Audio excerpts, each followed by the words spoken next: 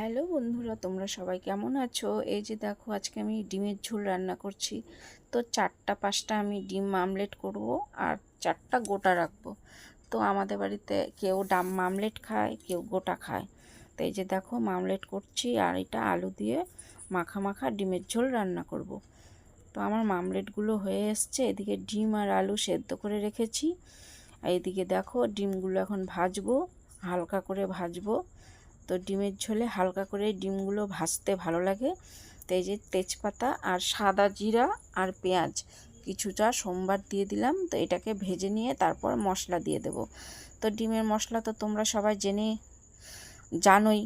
তো এই যে দেখো, মশলাটা প্রায় কষে এসেছে। এবার আলুগুলো দিয়ে দিলাম। আলু শুদ্ধ এগুলোকে ভালো করে কষিয়ে নেব, তারপর দিয়ে দেব ঝোল। তো ঝোলটা দেওয়ার পরে তারপর এক এক করে ডিম আর ডিমের মামলেটগুলো দিয়ে দেব। এই যে দিয়ে দিলাম জল পরিমাণ মতন দিলাম। তো এখন এটাকে একটু নাড়বো, নেড়ে তারপর ডিম আর ডিমের মামলেটগুলো দিয়ে দেব। এই যে দেখো, এই যে দিয়ে দিলাম। তো এই ডিমের ঝোলটা একটু ফুটলেই গরম মশলা দিয়ে আমি নামিয়ে নেব।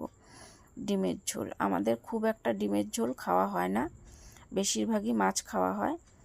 তো আজকে মন চাইলো ডিমের ঝোল করার জন্য, তাই ডিমের ঝোল করছি। এই যে দেখো, এবার আমি ডিম ফুটে আসলে নামিয়ে নেব। ভালো লাগলে পাশে থাকবে। টাটা।